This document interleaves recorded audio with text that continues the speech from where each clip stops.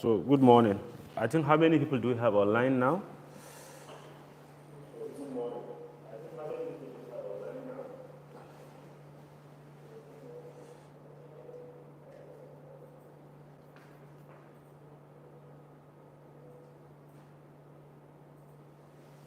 How many?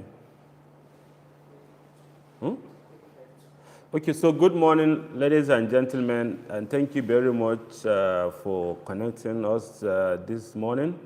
I'm not going to spend more than 1 hour, 15 minutes for today. We started late to enable others connect. It's not always good to have very little participant in the class. So I have 3 things to do this morning. I will review ICT for D and emerging tech module, what we have covered to date, and the ongoing assessment. A lot happened within the last 3 weeks, and I think with us giving you 1 week off, I think that enabled many of you to catch up with the activities before you. And I will also review lectures I posted into the Introduction to Innovation class.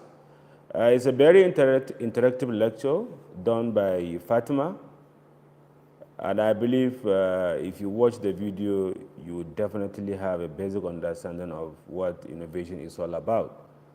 And I must appreciate Fatima for taking time to do that lecture, and I think it's very relevant to what we are doing.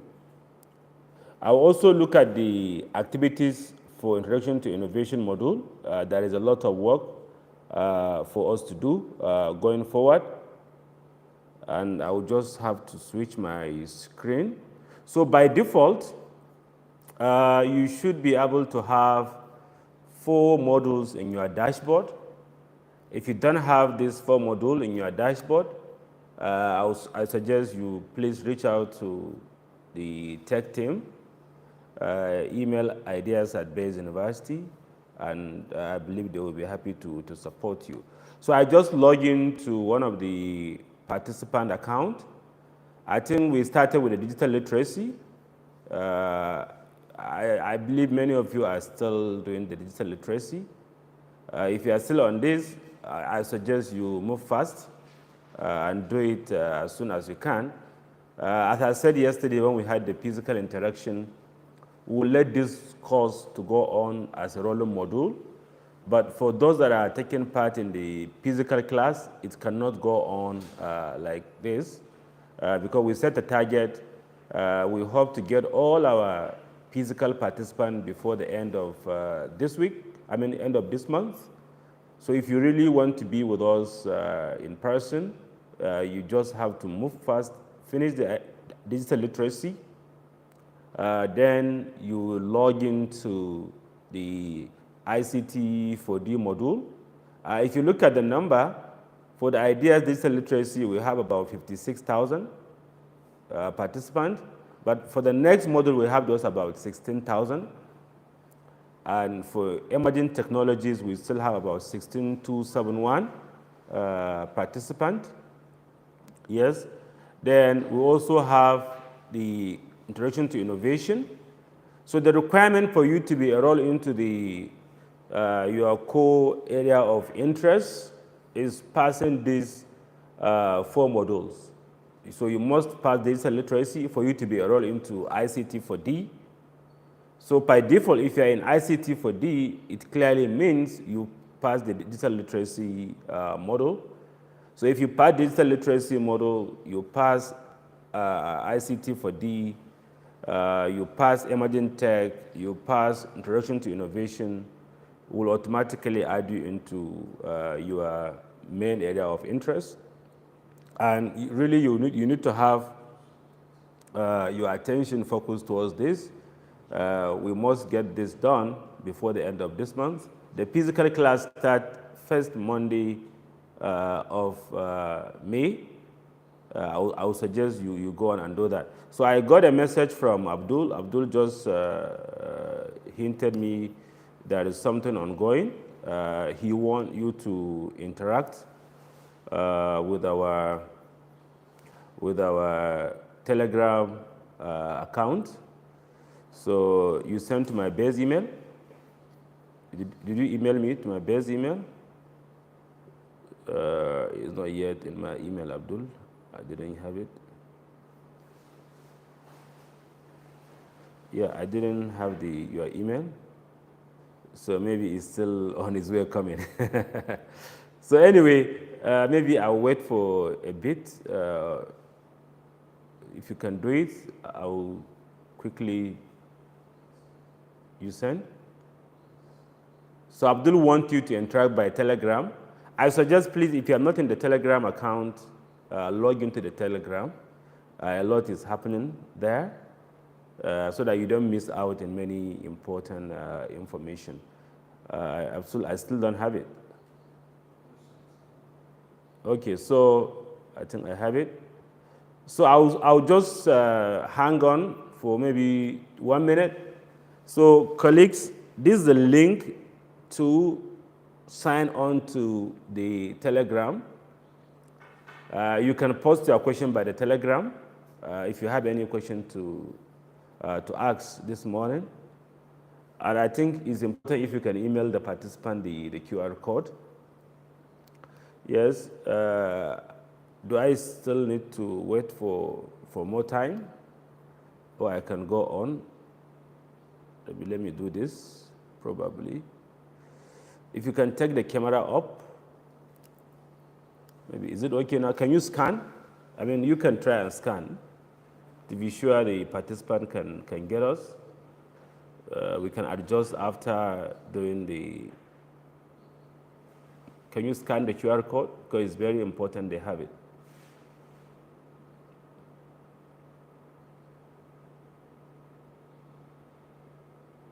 Yeah, so it's working.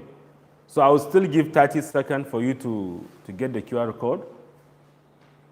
Abdul, I think you can email them going forward so that they can have access to God's power. The screen is fine now, we can go on. Okay, so thank you very much for this understanding, because this is very, very critical for us to disrupt. Okay, so going forward, as I said, you should have these 4 modules. And I'll just switch back to my previous screen. So for this, if you take introduction, I mean ICT for D, I gave 4 assignments, if I can remember. For the first CA, I think I have about 9,201 assignment. I did some filtering yesterday night. I think as of yesterday, I have about 11,000. So I noticed many of the participants submitted twice, some even 3 times. And some even duplicated what they have submitted earlier. And I think I mentioned this in our physical interaction yesterday with some of you. We are not using human intelligence or human capability to mark this assignment. We're using AI to grade you. And one of our colleagues is currently on top of developing a model that could grade this assignment. Already someone have started grading the assignment. I think I and one of my colleagues have graded almost 3,000 assignments. And it's impressive. We are using what we have graded to train the model to do the assessment. So it's an impressive assessment coming from you, and truly I'm excited to see some of the work you have done. I think I've just opened some of your assignment. I think someone scored 4, you could see the grading done, 4, some 3, some even 0. Some scored 2. So you could see the grading based on the amount of the work you put together. And we have 3 criteria we use to grade this assessment. Number 1, we look at the originality. Is it really, really, really your work? Did you really do this work? Or you just go to the Google and copy and paste, or you use the generative AI to do this work. We are teaching innovation, so we are not stopping you from using generative AI. We just want you to be responsible AI users. So please be responsible, use generative AI, use open available content in the internet, but always acknowledge. And we want to see your work being really voiced out in your submission. We don't want to see just work coming from the internet or from the generative AI tool. So, and going forward, as I've said in the last time, you are subjected to Bayes University academic integrity policy. At any time, if we discover you are not within the context of academic integrity guidelines of Bayes University, will automatically remove you from the program. So don't just copy and paste. Copy, add your own flavor to the work. It's not a do or die issue. We are very, very sensitive when it comes to the marking. We are not applying our marking scheme and marking criteria for Bayes University. We are very, very flexible. We know some of you are very, very busy executive. Some of you are currently supporting family, having 247 engagement to support the country. Some of you are military men in the battleground. Some are frontline workers in the hospital and at various locations. So just be responsible, as I said, and let us see how we can help. If you think you are overstretched, you can relax and take some time and submit. And mind you, we are also very careful about the timing. We have to meet up with the expectation of the program. It must be done within context.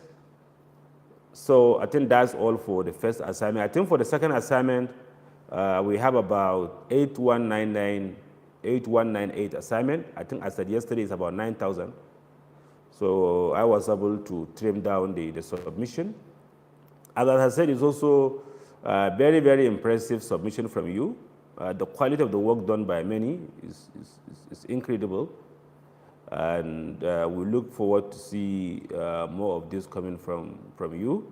Then for the third assessment, we have about 7260, which clearly shows half of you have already dropped the assignment, which is also very, very impressive. Then for the final assessment, middle assessment, I have about 734, which is also very, very impressive. And I have to acknowledge that the work is really of quality from what I have seen. Then I also have the emerging tech assignment.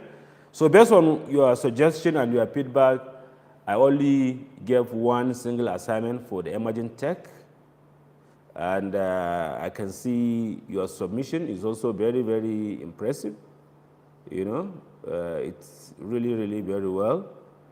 And I can see references, I can see, but mind you, if you have references, you need to have the other leg, the citation. I've seen some of your work, it's just citation, referencing, no citation. As you progress, we'll take you into how to do this effectively.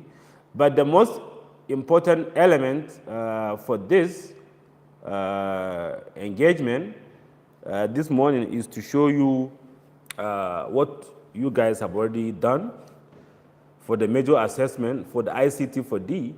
So just yesterday, I just have to change the pattern of the examination based on the physical engagement I had with you guys. I think many of you shouted at the negative marking. And when I hear that, I say, okay, it's fine. We can change the negative marking to be just the usual way of doing exams. So for this, as I've said, you have up to 24 hours to drop your assignment. And I think to date, we have almost 1,000 students have dropped down their assignment. So which I think is impressive. Do you have any question from the platform? Not yet. So if you have any question, do just let me know. You can just take your hand up, and I will be happy to respond. Yes, so as I said, for this, do take time and try as much as you can to do the assignment within the agreed time. And still, I still have issue with many of you. As you can see, some are even putting their password as their student ID. Your password is not your student ID. Your password is, your password is your password. It's a private thing that we don't want you to see. Someone just put his password as his student ID, which is not really good for the system. And if you go down again, you could see someone just put ideas/24 for the submission, and automatically we have no means to recognize you. Then some even use app ID. You could see app ID. After I clearly put to you that you cannot use your app ID, just use your idea, someone just put not given yet. So as I said, we are not using human to do most of this grading. We are using the AI to support us with the grading. And someone also put his own password. So please, this is not encouraging. As I said many times, don't go beyond what we ask you to do. And someone just put /. If you don't have your ID, please talk to the project team. They will be happy to guide you. We still have app. So please, if you are not in the Google Classroom, we cannot. If you are not in the LAN system, you are automatically not in this program. So if you do it, you just do it on your own. We know we gave an open link by Google Form, but you should be very, very careful with the way you respond to the system. So do you still have question or no question? Do you have question for me to respond? Yeah, somebody is saying that they can't access the ICT 14. Yeah, so if you cannot access the ICT for D, as I said, email the tech team. They will be happy to assist. So if you are not in the classroom, you are automatically out of this program. If you have your admission given earlier, it's fine. You can engage them. They will be happy to add you. But if you are not there, there is no way we can be of help to you. So as I've said, to date, we have about 1,651 students that have already submitted their assignment. Their final assessment for the ideas. And this is impressive. I think the average score is 95 over 140. I think 95 over 140 is, what is the percentage of God's power? 95 over 140, what's the percentage? The average percentage for this program. Let me do the 90, so 95 divided by 140 is 67%. So that's the average mark for all of you, which is very impressive. And this really aligns well with the normal curve for assessment, although we have more of F, but very little at the top end of the corner. So from 90 is a bit tough, so, but if you look at the median score, I think the highest score is, is 99. The median score is 99. Then the range, the lowest is 37. Then the highest is 127. I think it's very impressive looking at the outcome. And I've seen the most frequently failed question. So as I suggest, you have just up to today to finish this assessment. And I wish you all the best. So if you go to the ideas learning, we have the emerging tech. If you go to the curriculum, I posted things around introduction. We have the slides, we have the videos, we have the links. And still, as I said, I'm yet to see good number of people visiting the site. And I think from the schedule we had earlier, we'll be doing this exam sometime next week for the emerging tech, and you still have about 100 questions to go on. With that, then you still have the introduction to innovation. For this, I've started putting all the content for you. We have the what is disruptive innovation. I want you to watch this video on disruptive innovation. If you have time, watch the video.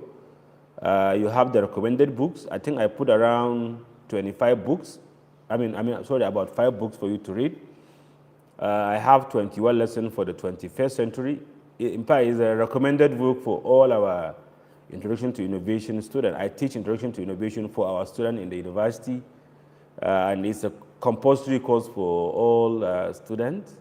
And this book is recommended for them to read, and 2 more other books, but I know you don't have much time to go through all the 3 books, but I recommend you take this one and read. Without reading this book, you may not be able to meet up with the expectation for this module. There is 2 other books written by the same author, Homo sapien and Homo Deus. So if you have time, go through them. Then I also have a folder that I've added for you in the platform with too many books. I think I put around 7 books if I can remember. Innovation. Let me see. Innovation books. I think it's innovation books. I think that's the name of the folder. Innovation. I think that's the name. Yeah. No, not innovation books. Yes. So I have about 5 different books for you. Create the Future textbook. We have the Leading Innovation and Making Stone Soup. So I'll talk more around that tomorrow in the tomorrow's interactive section. Then I have the Homo sapien, and I have the Homo Deus. So there are 2 interesting books that I always recommend my students to read. So, but if you go to the 21 lesson for the 21st century, I don't want you to read the entire book because it's too heavy. It's too heavy for you to read. But I would suggest, if you have time, you can go through part 1 of the book. In part 1, there is issue around disillusionment, work, liberty, and equality. So if you have time, read this part of the book. You may jump part 2 as well as part 3. Then if you have time, I would suggest you read the science fiction. Then if you have time, you can read part 5, education, meaning, and so. But if you have time, I would suggest this is one of the most interesting books I have read, and feedback coming from my student is really, really very interesting. So read this book. It will definitely help you to sharpen your thinking around innovation. Then if you have time also, I would suggest you go through this book, Brief History of Humankind, because if you really want to innovate, you need to know where human life begins. And while reading this book and a few other books that talk about the philosophy of innovation, it clearly shows to us that our focus is towards the Industrial Revolution, which I think is good, but there is other revolution that happened before the Industrial Revolution that will clearly support us to think much, much more bigger than the Industrial Revolution. I really, really enjoy reading things around the cognitive revolution, where humans emerge and evolve. And I also love reading things around the agric revolution. I'm going to talk more around that in a few minutes to come. And then you talk about the unification of human, as well as the scientific revolution that preludes the Industrial Revolution. So we'll talk more around that as we progress, but it's important we know the story of humankind. And if you go to the chapters of this book, I don't want you to read everything, but if you have time, I would suggest you go through the cognitive revolution. And if possible, you read this, An Animal of No Significance and The Tree of Knowledge. And if possible, you can read A Day in the Life of Adam and Eve. And if you have time, I would absolutely recommend you read this book because it clearly rekindles your thinking of the history of a human. And I mean, I always say this, if I have time to go back to university to study, I will study history. Because history is one of the most interesting part that most of us ignore. If you don't know your history, there is no way you can evolve and be a better society. So please, the cognitive revolution is something that I think most of us in this part of the world are struggling to navigate. And sincerely speaking, most of us are still not exploiting the cognitive ability that God has bestowed on us. And if you talk about innovation, it's basically about going extra mile, doing things beyond the usual. And I think my student in the last discussion we had talked about the DNA of innovators. And if you look at the DNA of innovators and the attribute that distinguish innovators and those that don't innovate, if you take, for example, questioning is a very high task done by human to question the status quo, to see why this is happening, why this is not happening. And I mean, I like telling this, the most innovative guy of our time is Steve Jobs. And if you read the DNA of Innovator book, I'm going to share the book as well with you. It's a book written by Clayton Christensen. Christensen is a professor at Harvard University, and he has done a lot of academic work at Harvard Business Review. With Harvard Business Review, as well as his own Clayton Institute. I was privileged to listen to him in person, and I have watched a lot of his video. And I think he was the guy that coined the word of disruptive innovation. And I think I have posted some document for you in the disruptive innovation section of our innovators, of our introduction to innovation. So if you have time, go through his book.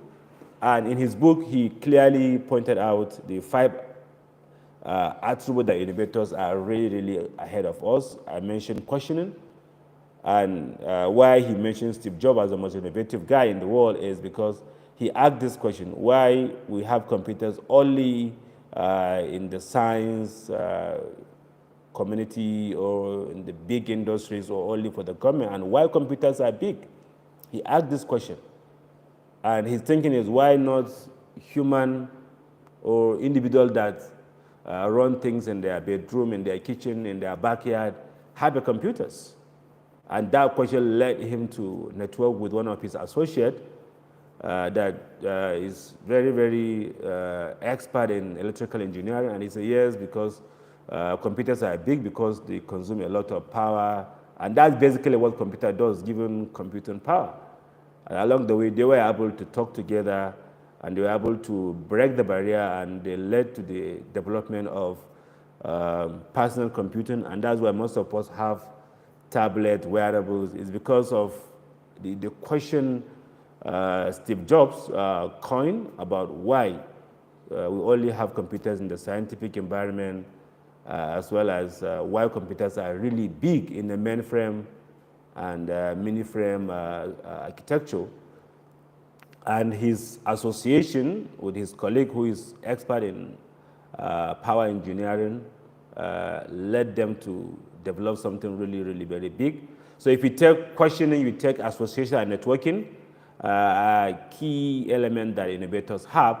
And also the 4th element of innovators that they have, we don't have, is they observe the environment and ecosystem. And I tell this all the time to my students, why do we have word processing technology now in our computer, in our tablet? Is because the same Steve Jobs asked a question while growing up. In his neighborhood, he discovered a building where the old, the young, black, white, Latino, poor, and the rich go in every evening.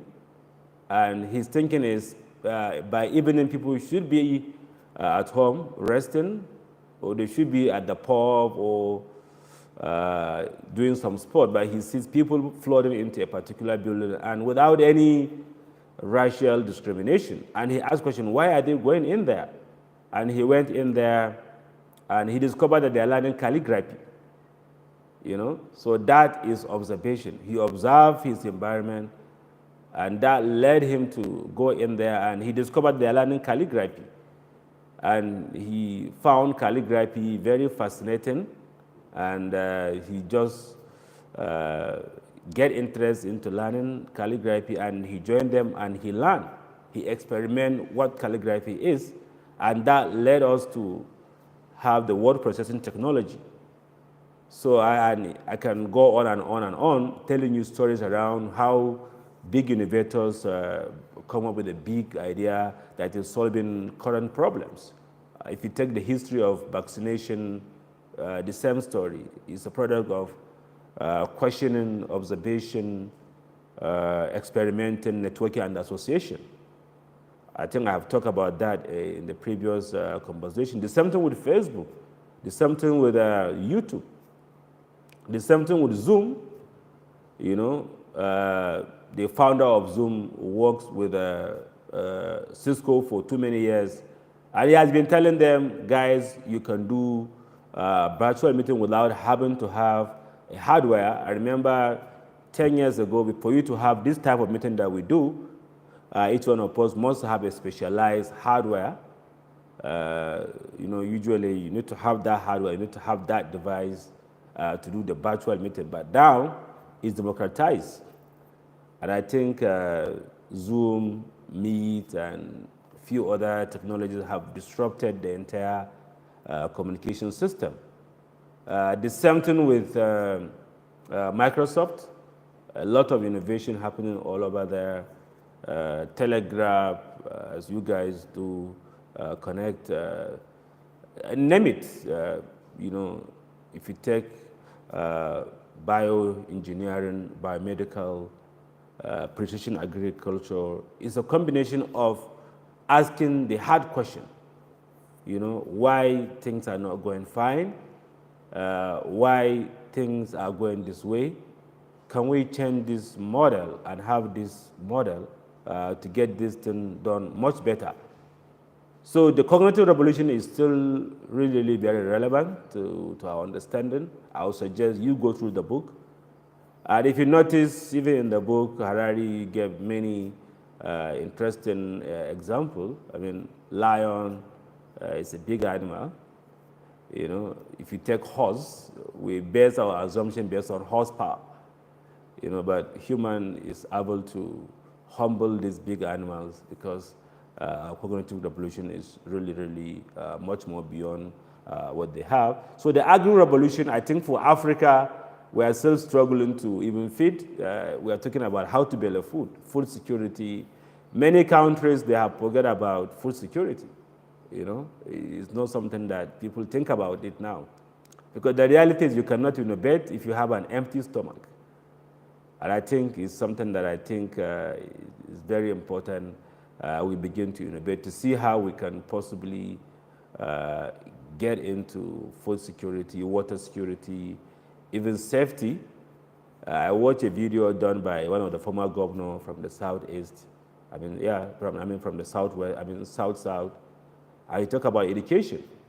You know, I think he said in his state they have about 7% out of school children, while some other states have about 50% of our children not going to school, which is a big issue. So if children are not going to school, it really shows a big danger ahead of us. So how do we innovate? How do we think?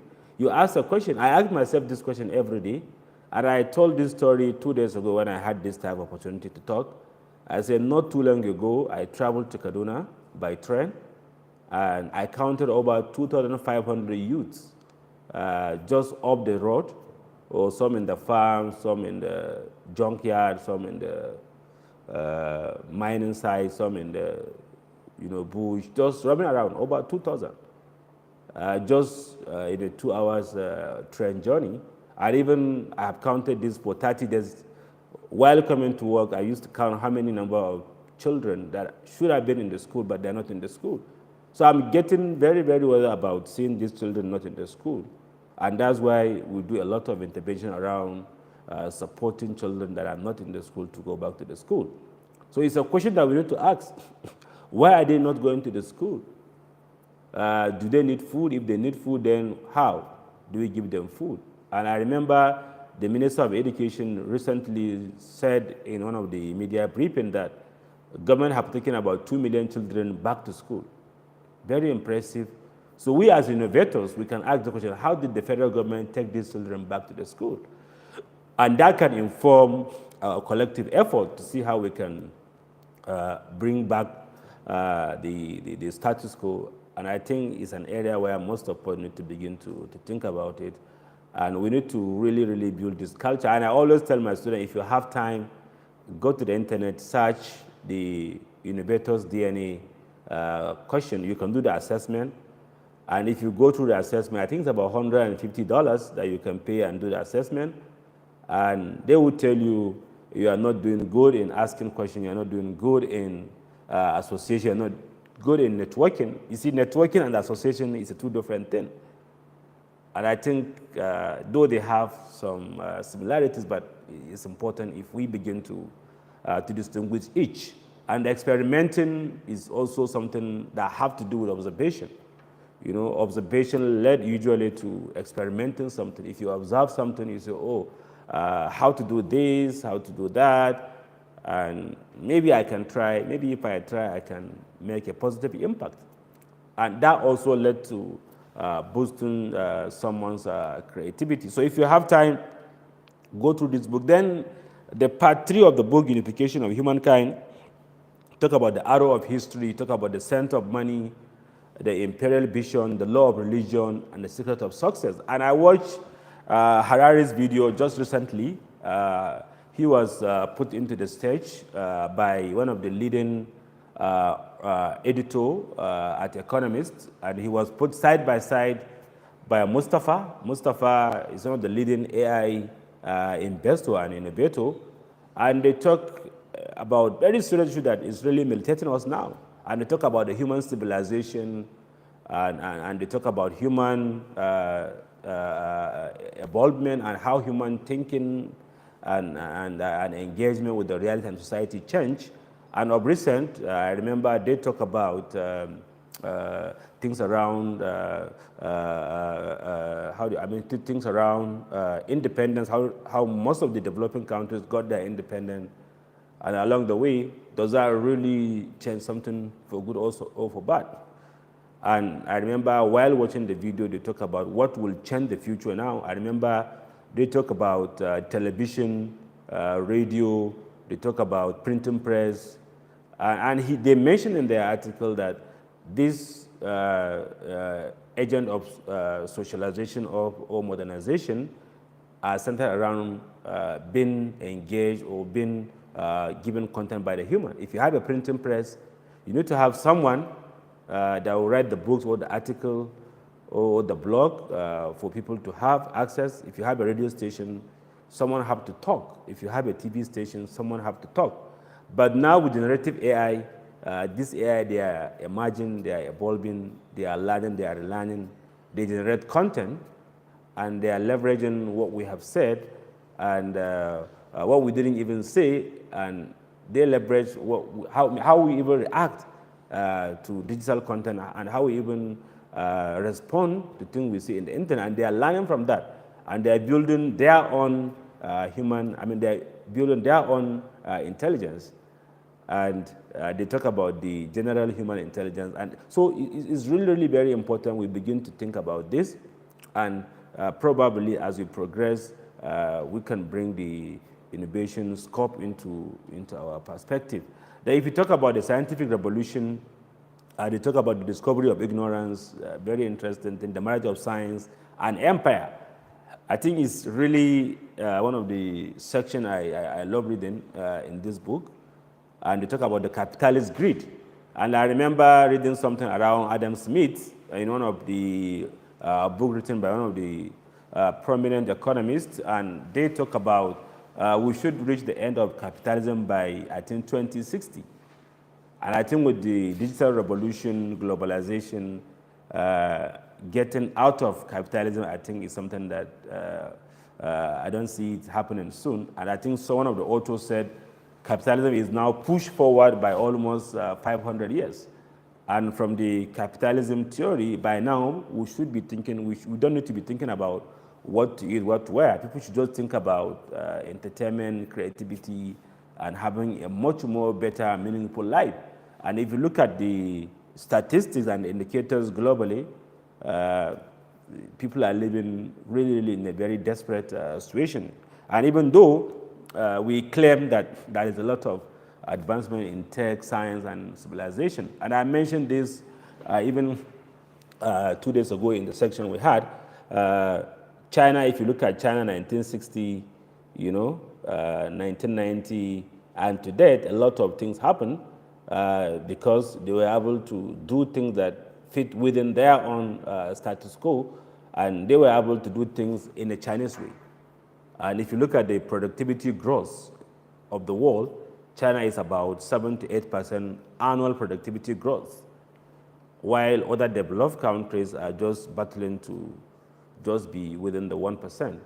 And if you look at 1960, the productivity growth of the developed countries at 4%, but now 1%. Even though we have AI, we have industrial revolution, we have fintech, we have financial inclusion, we have robotics and whatever, but we are still struggling to get the means for us to have a meaningful life. And I think we also asked this question in ICT for D, and this is something coming from a Nobel laureate, Amartya Sen, where he talked about people having a choices and functioning to live a life they value.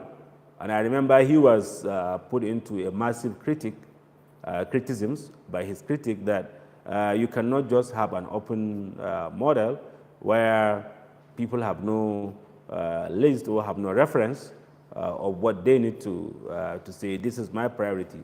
And he said he don't want to have a list that could be generalized. So I think that the reality, if you look at it as you are evolving, as human is evolving, science is becoming more cheaper and more easy for a common man to access, then there is a need for us to be in a much more better life. And I think I've mentioned this in ICT for D, particularly in Nigeria. Globally, we are number 4 in terms of access and number of people that use digital innovation as well as tech system. We are number 4. China is number 1.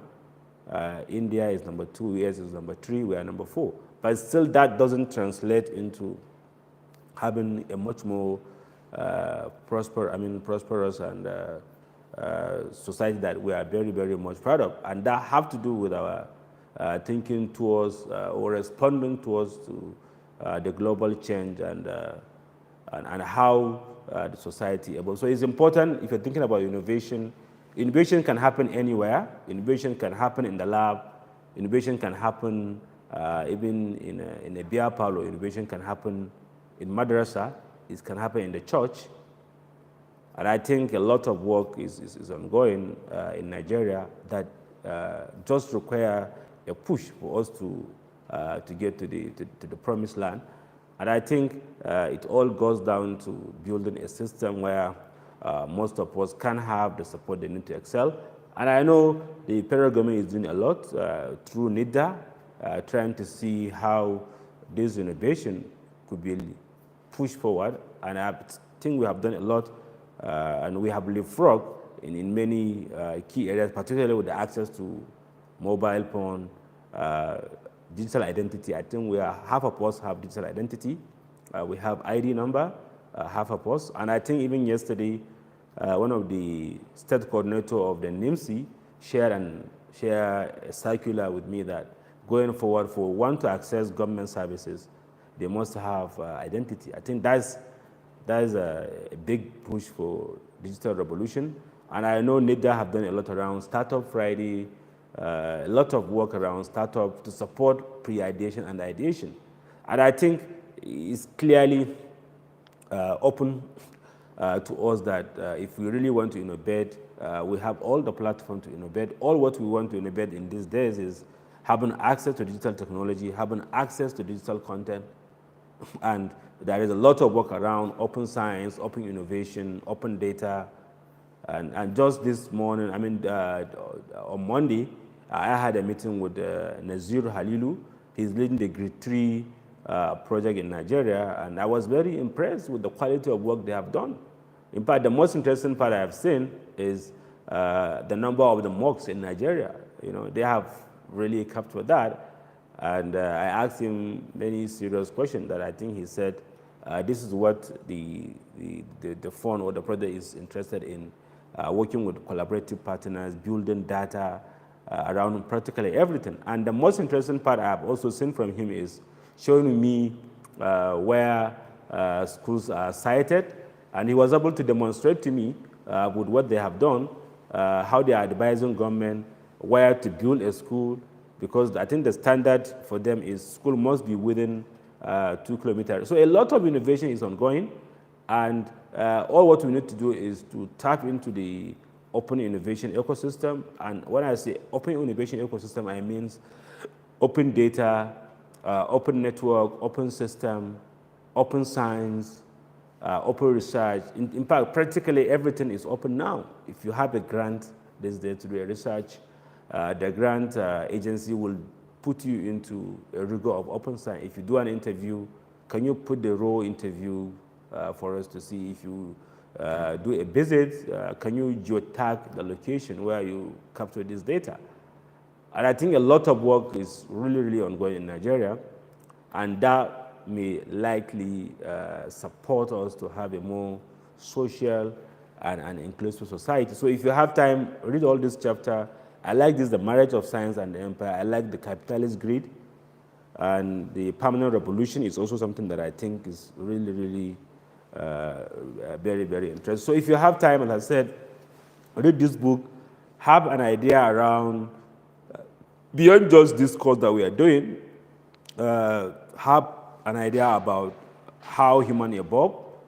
You know, the story of humankind is very, very important. Read things around the cognitive revolution, which I think is still very relevant. I think that's the most important part for us to revolutionize.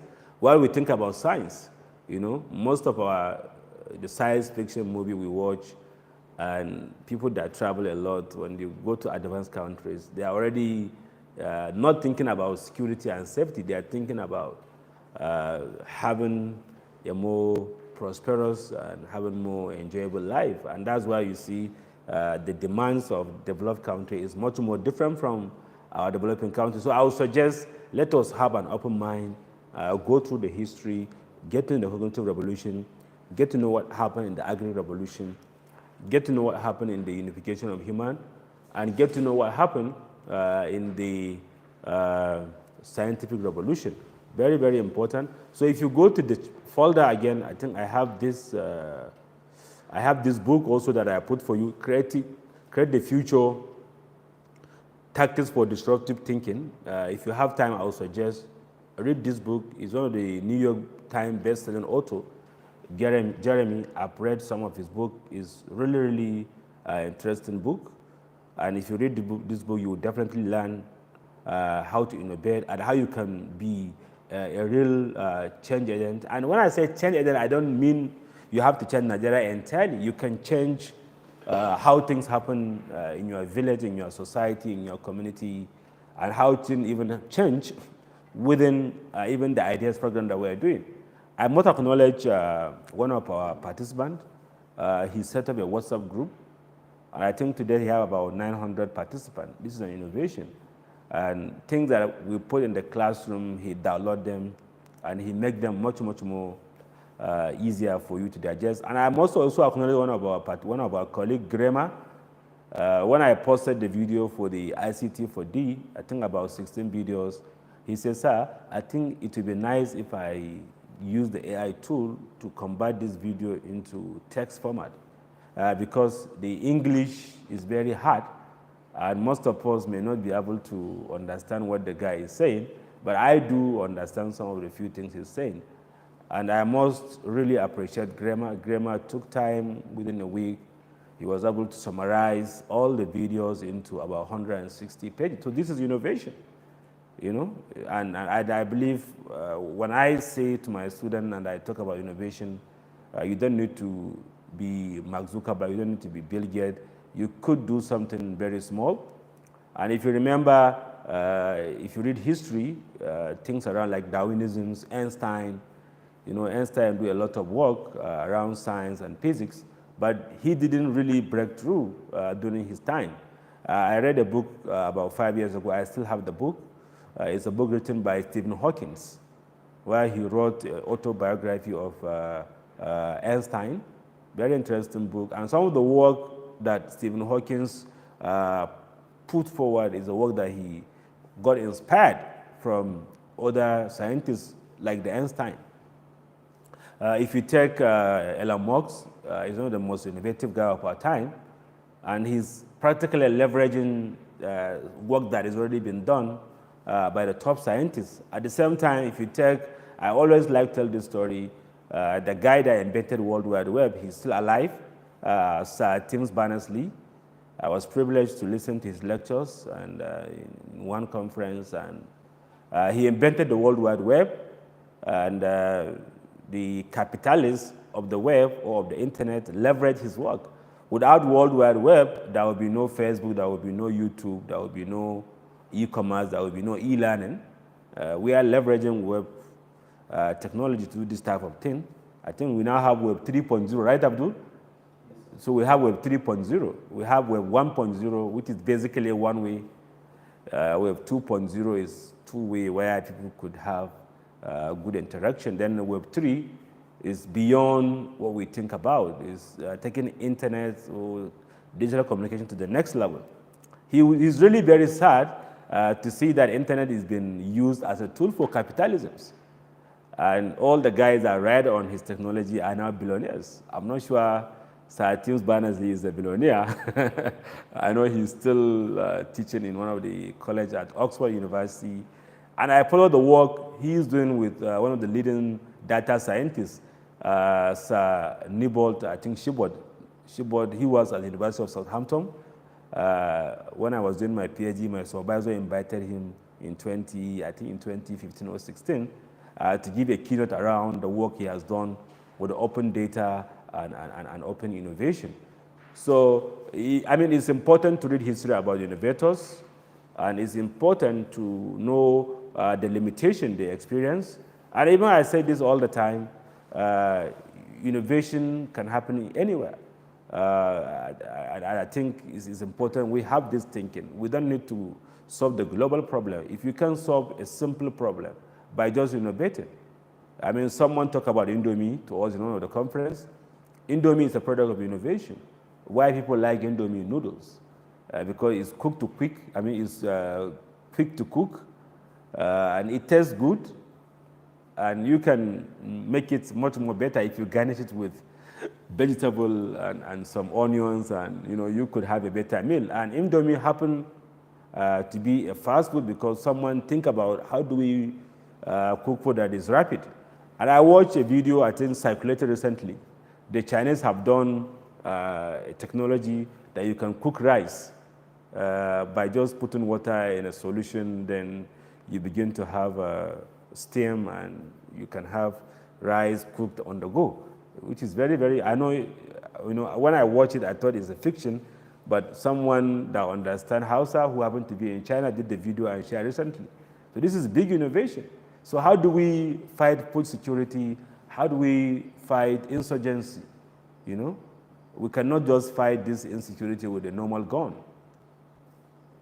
And I mentioned this many times, why not we use undersurface drone? Just like that, you just release it, and we have underwater drone that we use in fighting piracy in the sea. And so I think technology is really at the forefront. And although we may not have access to this technology, when I say technology, I don't really mean digital technology, or I don't really mean very heavy nuclear. I'm talking about the basic technology. Even a knife is a technology. It's a technology. So if you have knife, you may not be really your phone may not be snatched very quick. If someone asks you to wind down, you take your knife out and you push it out. I mean, you can chase them out. So I think that's why Africa got colonized. I say this all the time, because when the white man came to us, they came with machine guns and big equipment. Our men just have bow and arrow, and before you put your bow and arrow and push it off, and the chance of you firing is not. So I think we just have to begin to innovate. Bow and arrow is a good technology. Then, and now we're talking about AI, we're talking about quantum computing. Just this week, the Minister of Digital Economy hosted over 150 delegates to talk about the AI for Nigeria. It's an impressive work. Blockchain policy we have in Nigeria. But where we have issue is putting this into reality. And I've talked to a few colleagues that work in the blockchain, even our colleagues Jega and Chima that are part of this program, Dominion. They're the leading blockchain technology in sub-Saharan Africa. They are leaders. So, but can we begin to see evidence? Can we begin to see solution been coming up from this blockchain technology? You know, and I read a book written by one of our facilitators, and it's an impressive book. He was able to tell us a story about what he thinks we need to do to begin to put blockchain, because application of blockchain can happen anywhere, you know, because we have issues around identity, we have issues around address system, we have issue around payment system, we have issue around power being theft by the house owners and industries. We're talking about band 1, band 2, band 3, or band A, band B, band C. So how do we apply this technology to ensure people have the right power? People, and I think someone posted this in the Facebook yesterday, can you tell us how many hours you get from the Discord that is operating in your neighborhood? And many people that say we are in band A, but we are not getting even band D or band C. So how do you use this tech? You know, how do we innovate? And I always tell the youngsters is, if you have a solution, people will buy. You know, if you have a solution, forget about the government buying, giving you a big contract. Forget about Dangote and Zenith Bank and GT Bank giving you a job. Have a simple solution that a woman friend Accra in your neighborhood could use your innovative solution. You know, and if you go to all over the world, or every part of Nigeria, you see Chinese food, you see Indian food, you see mandi rice being cooked. People line up, queue up to buy Chinese meal.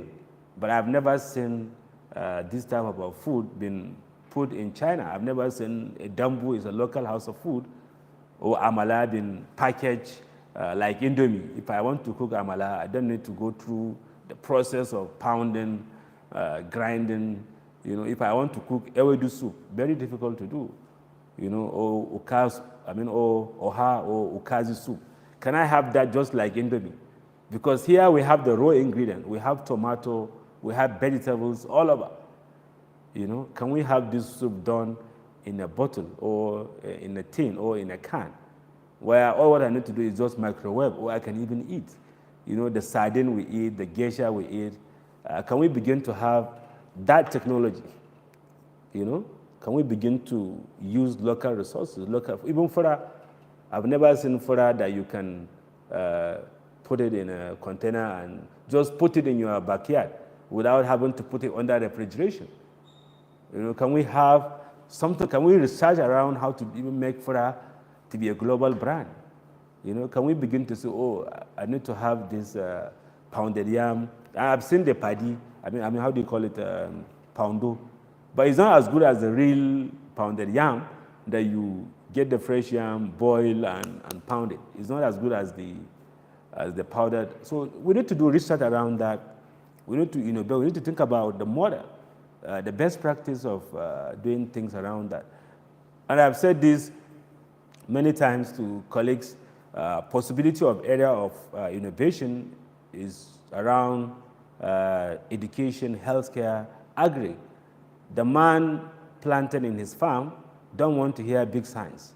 All what he wants to know is, if there is no rain, if rain stop, can you give me something that will let my plant grow and I harvest? Simple.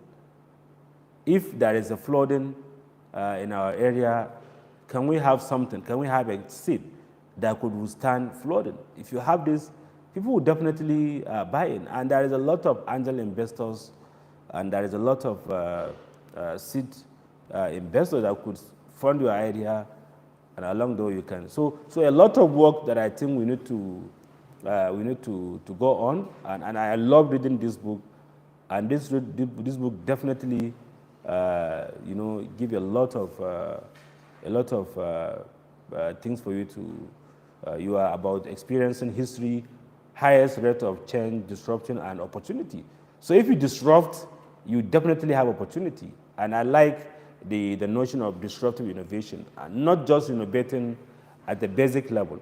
And one of my mentors, Professor James, I asked him to explain to me in a simple term what disruptive innovation is. He said to me, it's like an elephant and an ant. So elephant is big, is powerful, is mighty, but the ant is very, very tiny. Before you know it, if ant can innovate effectively, it could collapse and put down ant to a zero level. So, as I said, read this book, read a lot about this guy, Jeremy. He's one of the inventors of our lifetime. And he was able to talk effectively around AI, which I think most of you are very much familiar with generative AI, globalization. I think while talking about this, I mentioned a lot around globalization. It's one of the most important things that happen to our life. And this globalization happened because of now we are much more globalized because of the web. Because of the web. And I have some questions, but I will respond in the next few minutes. Then you talk about the genome editing, big data. They are all big words, buzzwords, and that's why in the question I ask you in ICT for D, I asked you to talk about how can we use this tech to solve a simple problem. And I'm very excited to see the work coming from you. And crowdfunding is one of the most important means of innovation. How do you crowdfund? Something is happening in Kano now. People are now planting trees. People are donating money to plant trees. And it's an impressive work. I've seen that for the last 3 to 4 days. A lot of work is ongoing. People are giving money out. And I think that is a good innovation, because if you don't plant trees, in the next few years to come, we may reach an extent. And if you look at the temperature now, 43 degrees, really, really out of scope. So how do we crowdfund or crowdsource to solve a common cause, And even how do we improve equality? How do we support women to be much more better than how they were now? So if you have time, read this book, and to definitely give you a lot of insight around things. Yeah, this is also one of the most interesting data about the book. 50% of people that he talked believe the organization has a strong innovation plan. Don't believe the organization adapt quickly. I think in innovation is adapt. Adaptation is one of the major barrier to innovation. And he said 48% don't believe they have enough time to work on new ideas. So almost 52% of us have no time to work on new ideas. So we just take ourselves to doing things the usual way. And I think I've said a lot around that. We just have to be ready to really change and do things beyond the usual. But I think from the data he got, 56% don't believe the organization knows how to turn ideas into reality. I think this is a real issue now. I talked to somebody recently. He said he has a startup, and his startup is almost $1 million. So when I talked to him, and he ended up saying, sorry, I don't think my startup have a value now. Because all what I've said my startup can do cannot be converted into real benefit that could even move into commoditization stage. Because if you talk about most of us think, as soon as I innovate, I can have money. Innovation is not just because of money. You could do innovation because you want to make money. That's one of the motivation of innovators. Number two, you could just want to create an influence, just to change the status quo, to show things that we have been doing for the last 200-300 years is not good. You could do it this way, and you could have a better result. I think that's basically most of the innovators' perspective since inception. So I think the key reality here is we need to have a plan. We need to have a very serious plan to adapt to new ideas. At the same time, we need to begin to quickly adapt and change to reality. If we wait until new things happen, we run into trouble. And I mention this all the time. Why most of the things don't happen in this part of our world is because we want to wait until innovative solution get into a maturity state. We don't want to take risk. So you need to take this big risk, and possibly something can happen around that. And you see opportunity hunting, adaptive innovation, infectious messaging, the culture of innovation. So you see how you could create the future framework. And when you say future is innovation, you see the culture of innovation, then you have the ability to change. So the key thing is you need to be able to change, and that push you to have that culture of innovation within your work team, within your innovative scope, or within your project team, or within your program. But the key reality is we have to hunt for new solutions, and we have to hunt and possibly fight things that are really militating us.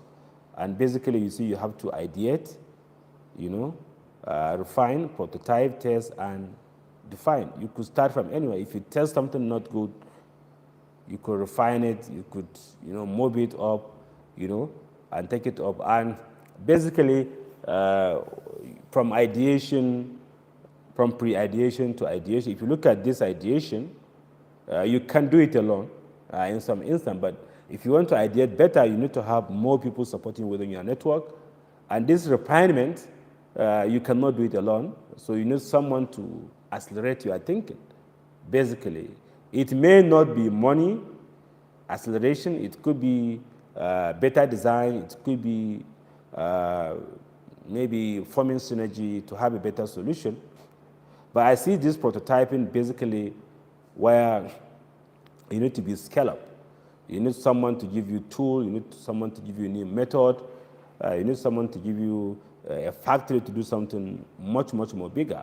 So if you look at the startup ecosystem and the flow you go through for you to have an innovative idea, see, you have the ideation. You need to have the incubation. You could incubate your idea alone, but most of the time you need someone to support you.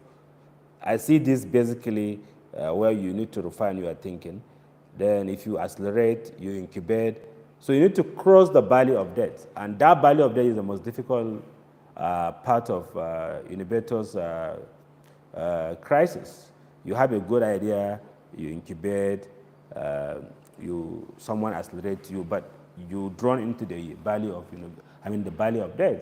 But if you are able to take off and scale through swim out of the valley of death, you have your solution becoming a very, very formidable solution that could bring value to you. And when I say value, I mean money, I mean influence, I mean reach, and visibility, basically. So I think a lot of work. So in the book, I would suggest, you need to reach part 1, the ability to change. I think that's the main thing. And if you go into the chapter 2, you could see the culture of innovation. And that culture of innovation happen anywhere. And there is not specific time for that to happen. It can happen because your consumers' taste or preference is changing. It's because your children have a newer perspective about how they perceive you as a father or as a mother. And maybe if you are a leader, maybe because your followers perceive you as someone who is completely different, then you need to do opportunity hunting. This chapter really, really guides us on how to hunt for innovation. And that basically falls within the DNA of innovators. You need to have a big network where you have access to wider society with different skill set. Then you need to associate with them. Then adaptive innovation, you need to really adapt. You need to be very, very reactive. Don't wait until things went bad, and that's why many companies collapse. If you take companies like BlackBerry and a few other companies that just die naturally. It's not that they're not innovative, but they wait until something happened. When BlackBerry came, you cannot use their messenger, only if you have BlackBerry phone.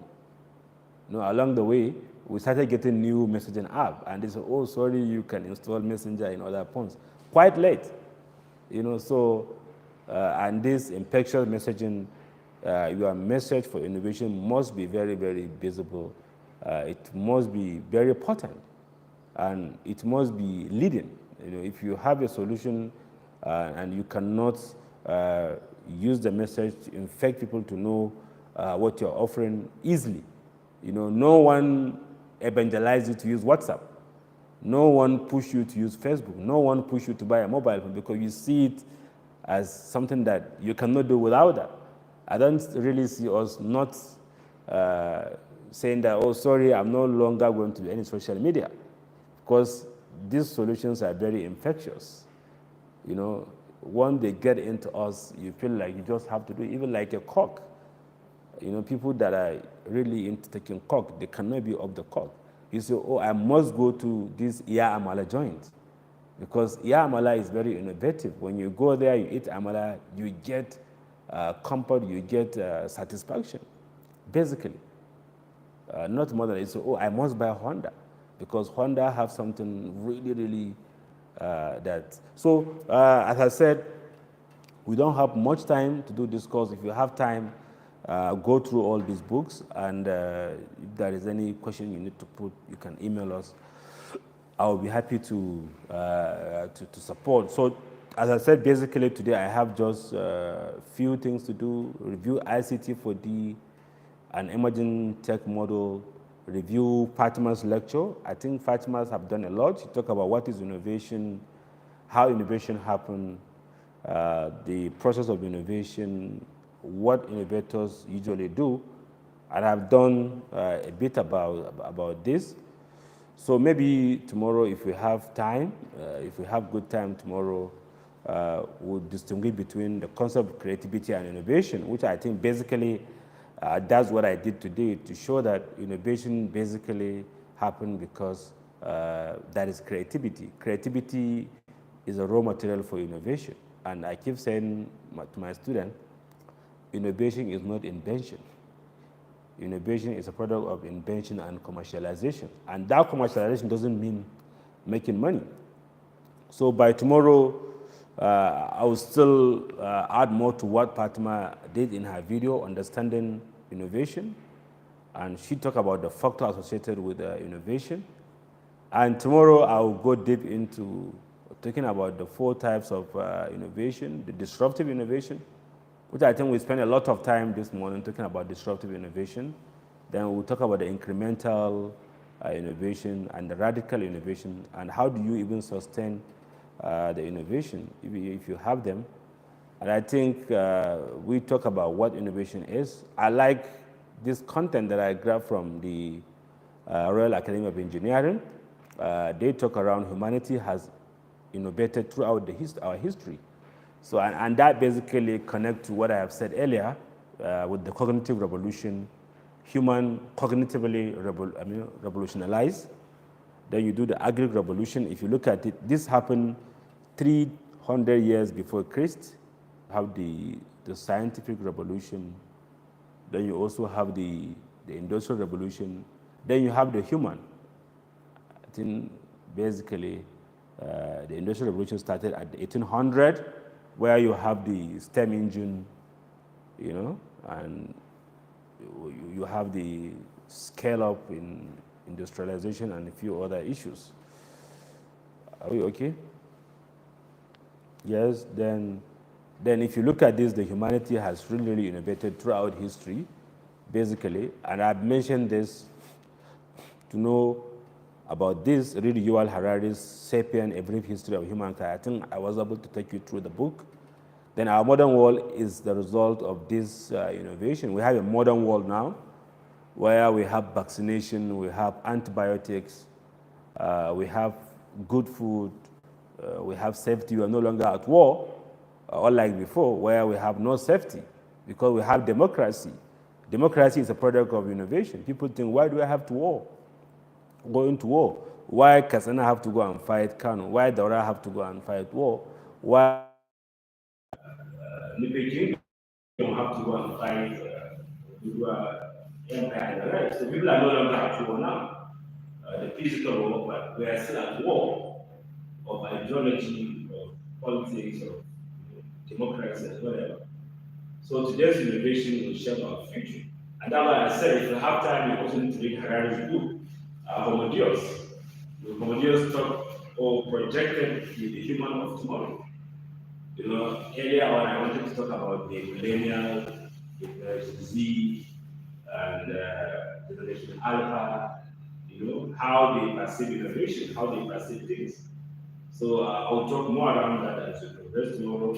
And just to wrap it up, if you look at this, 2.5 million years ago, where you have the story of humankind, where evolved, the Homo sapiens dominate the planet, yet we are only one of the Homo species that used to exist. Our time on Earth is just spent on its evolutionary timeline.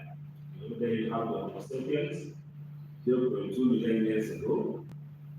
How did mankind became the dominant species on Earth? You have the Industrial Revolution, the Agro Revolution, 100 years ago.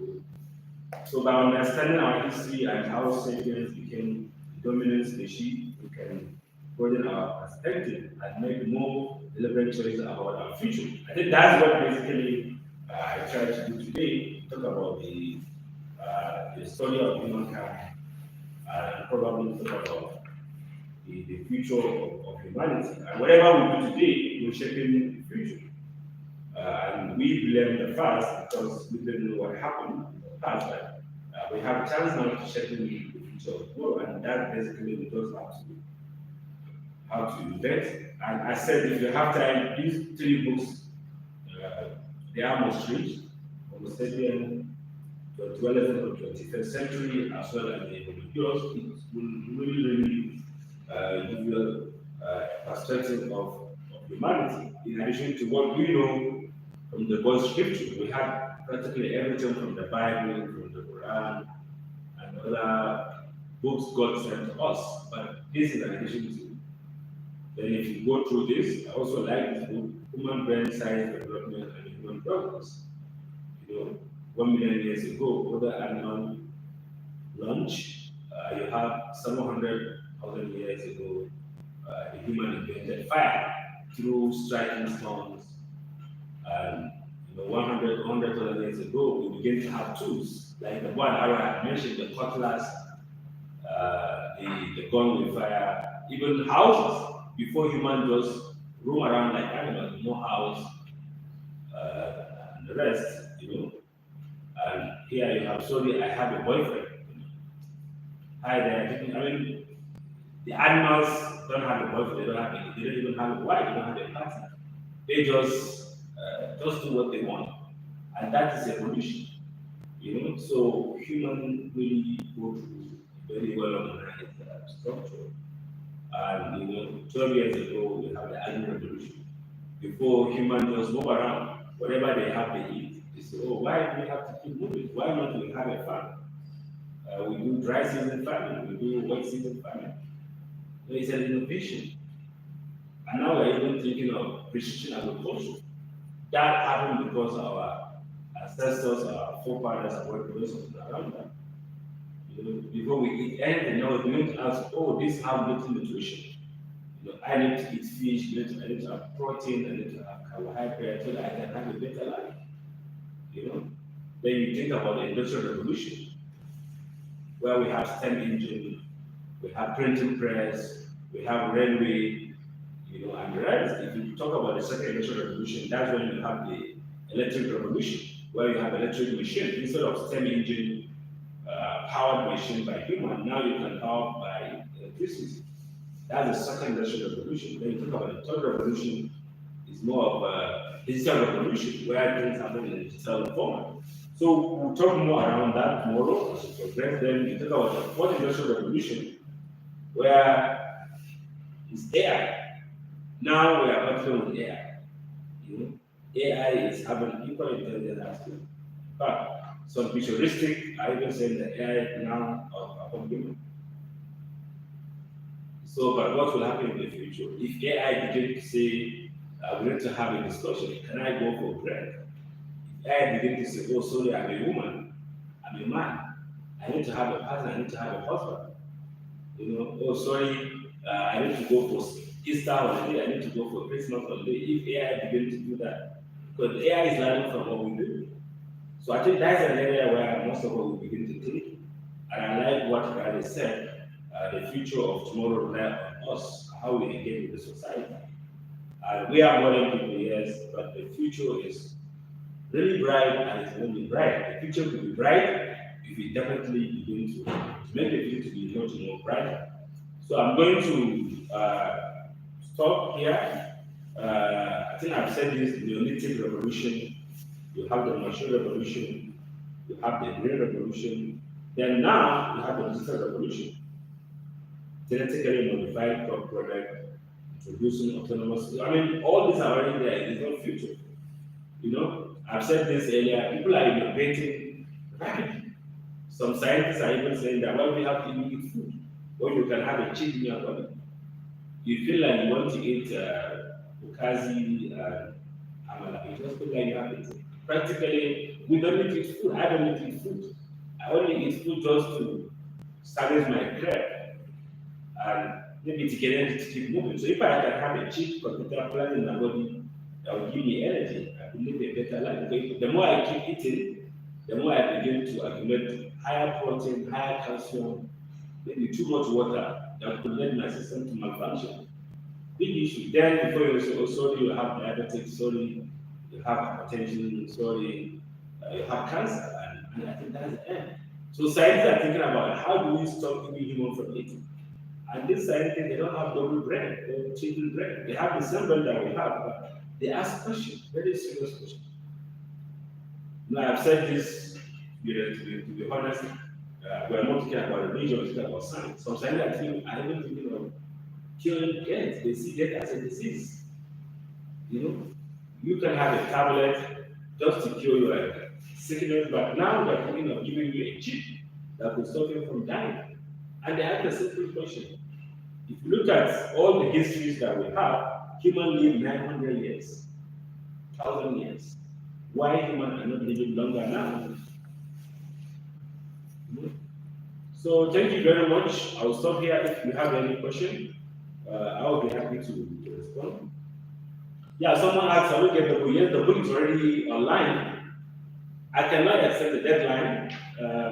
Sorry, I cannot extend the deadline. It's something that, so tomorrow we'll continue. Thank you very much.